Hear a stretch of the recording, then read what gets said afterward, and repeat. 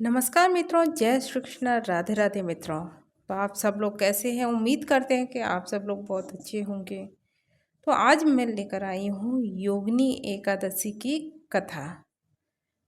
मित्रों, ये है आषाढ़ मास की कथा। कृपया कथा को पूरा सुने, स्किप ना करें, क्योंकि कथा को स्किप नहीं करना चाहिए। आइए जानते हैं। अगर आपने मेरे चैनल को सब्सक्राइब नहीं किया है तो प्लीज़ मेरे चैनल को सब्सक्राइब कर लें, ताकि हम आपको और ऐसी कथाओं से अवगत कराते रहें। तो श्री गणेशाय नमः। ओम नमो भगवते वासुदेवाय नमः। भाइयों और बहनों, आज हम सुनेंगे आषाढ़ मास के कृष्ण पक्ष में आने वाली अत्यंत पवित्र योगिनी एकादशी की महिमा।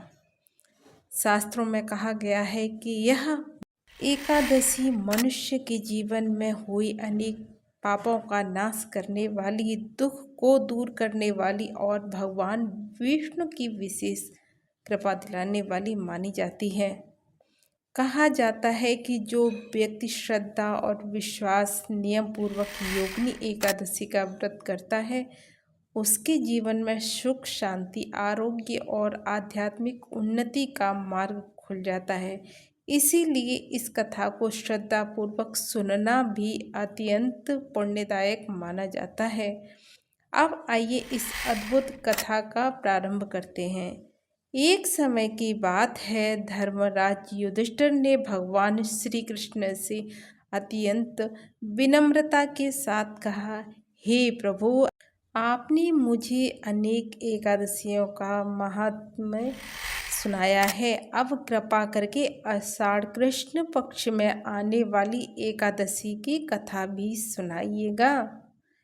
इसका क्या नाम है, इसका महत्व क्या है और इसे करने से भक्त को कौन कौन से पुण्य प्राप्त होते हैं।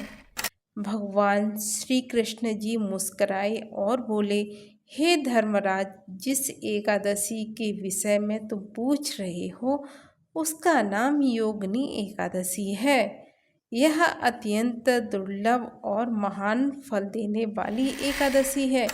इसके प्रभाव से बड़े बड़े पाप नष्ट हो जाते हैं। जो भक्त श्रद्धा पूर्वक इसका व्रत करता है वह इस लोक में सुख प्राप्त करता है और अंत में भगवान के धाम को प्राप्त होता है। भगवान बोले, अब मैं तुम्हें एक प्राचीन कथा सुनाता हूँ, जिसे सुनने मात्र से ही मनुष्य के हृदय में भक्ति जागृत होती है। स्वर्गलोक में अलकापुरी नाम की एक अत्यंत सुंदर नगरी थी। वहाँ धन के अधिपति कुबेर का राज्य था। कुबेर भगवान शिव के परम भक्त थे। प्रतिदिन प्रातःकाल वे अत्यंत श्रद्धा से भगवान शिव का अभिषेक और पूजन करते थे।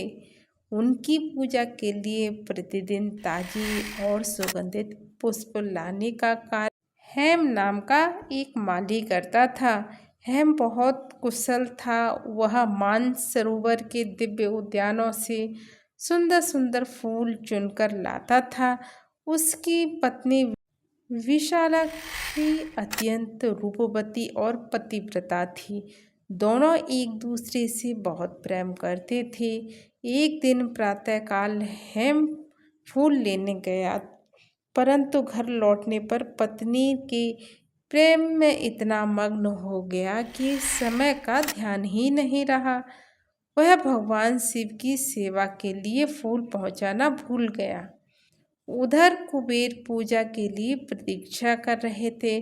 समय बीतता गया लेकिन फूल नहीं पहुँचे। उन्होंने सेवकों को भेजा।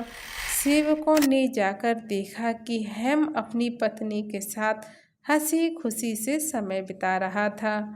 वे लौटकर बोले, महाराज, हेम अपने कर्तव्य को भूलकर पत्नी के साथ आनंद में लीन है। यह सुनते ही कुबेर का क्रोध बढ़ गया। उन्होंने तुरंत हेम को बुलवाया। डर से कांपता हुआ हेम राजसभा में पहुंचा। कुबेर बोले, जिसे भगवान शिव की सेवा का सौभाग्य मिला हो, वह यदि अपने कर्तव्य को भूल जाए तो इससे बड़ा अपराध क्या हो सकता है।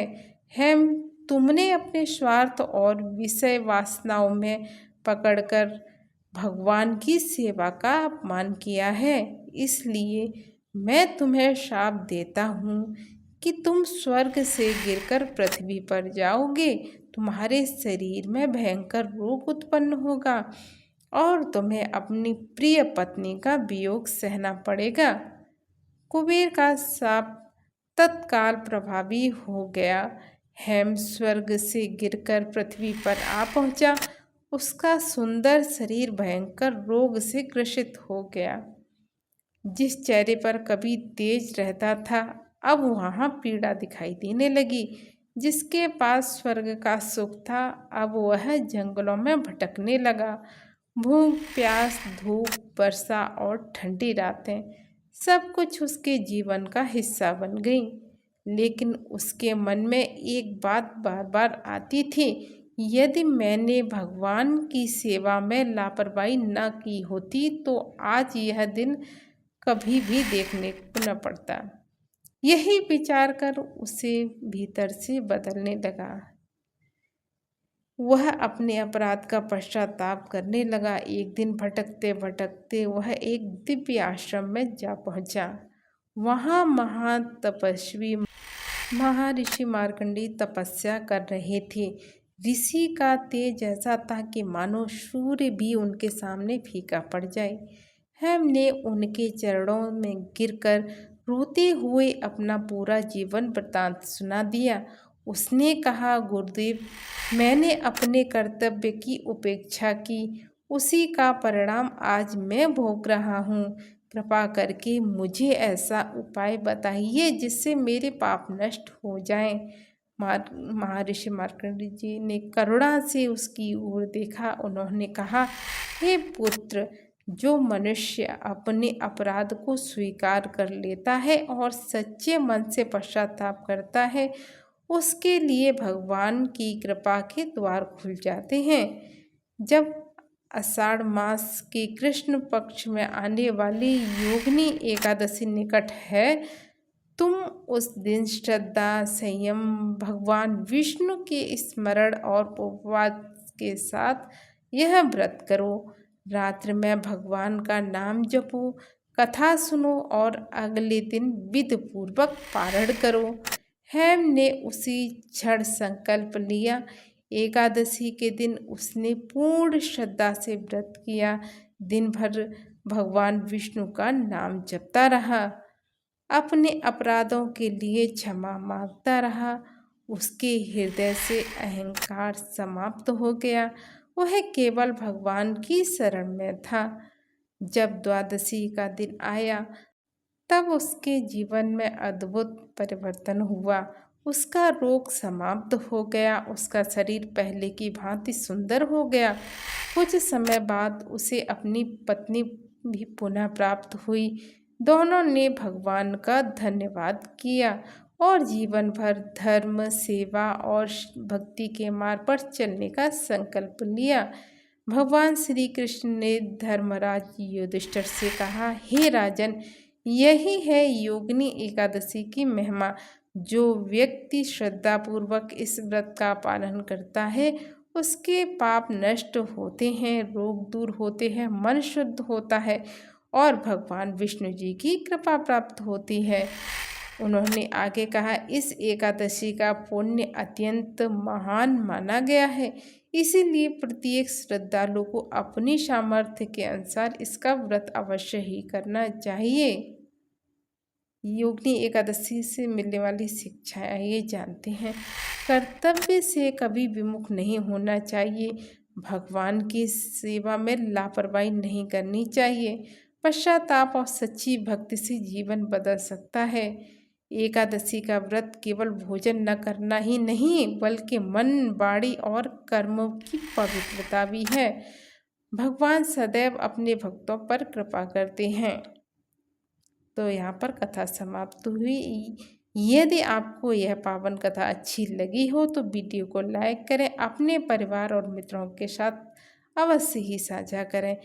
ऐसा ही सनातन धर्म की दिव्य कथा सुनने के लिए हमारे चैनल को सब्सक्राइब करना ना भूलें। जय श्री हरि, जय लक्ष्मी नारायण, ओम नमो भगवते वासुदेवाय। हर हर महादेव, हर हर महादेव, हर हर महादेव।